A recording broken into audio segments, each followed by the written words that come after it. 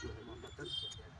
इस पे क्या कार्रवाई होनी चाहिए? चूँकि जुडिशरी से हैं आप लोग, तो आप बता सकते हैं विस्तृत रूप से। और जो 2,96,00,000 रुपए की जिस तरह से आप बात कर रहे थे, अभी हमें ऑफ कैमरा, उस सब उसका थोड़ा विस्तृत रूप से बताइए।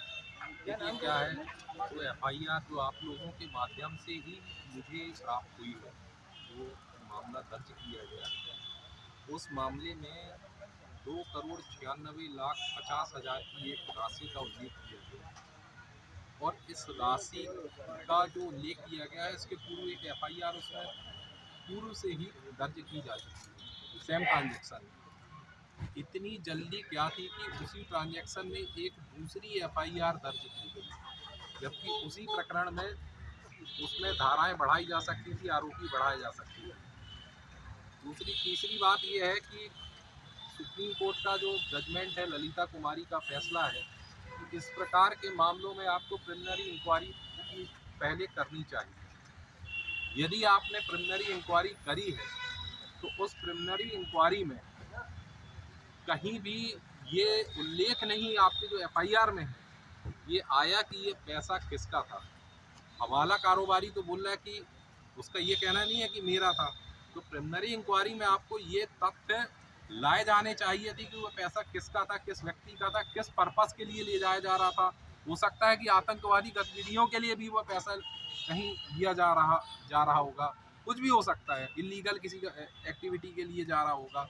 तो उस पैसे का सोर्स के संबंध में आपने कोई जांच नहीं की, ना ही एफआईआर में इस प्रकार का कोई भी उद्घाटन है।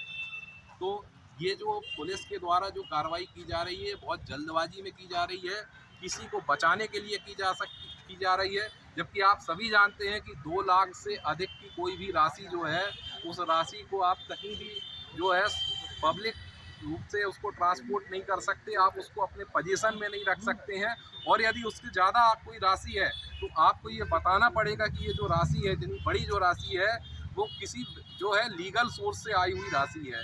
तो ये लीगल सोर्स का पुलिस आज तक नहीं बता पाई, और उसके बगैर उन्होंने जो एफआईआर दर्ज की है, सेम मामले में एक दूसरी एफआईआर दर्ज की है जो टोटली इलीगल है। सुप्रीम कोर्ट के जो जजमेंट है ललिता कुमारी, उसके प्रावधानों के भी विरुद्ध है, क्योंकि उन्होंने प्रिलिमिनरी इंक्वायरी नहीं की है। और ये किस राजनीतिक दबाव में की गई है, इसका भी ये एक बड़ा प्रश्न उठता है आप सभी के सामने। ये आप सभी को उद्घाटित करना चाहिए। और ये राशि किसकी है, ये भी पुलिस आज तक नहीं बता पाई है, या पुलिस जानबूझ के छपा रही है कि ऐसे किसी बड़े व्यक्ति की है या किसी दूसरी गतिविधियों के लिए ले जाई जा रही थी, क्योंकि अभी तो कहीं कहीं चुनाव भी होने वाले हैं। या आप सर, सब लॉ लॉ क्या कहता है कि जो रिपोर्ट दर्ज कराई गई, जो धारा है उन पे लगाई गई, वो क्या सही है? बिल्कुल सही नहीं है।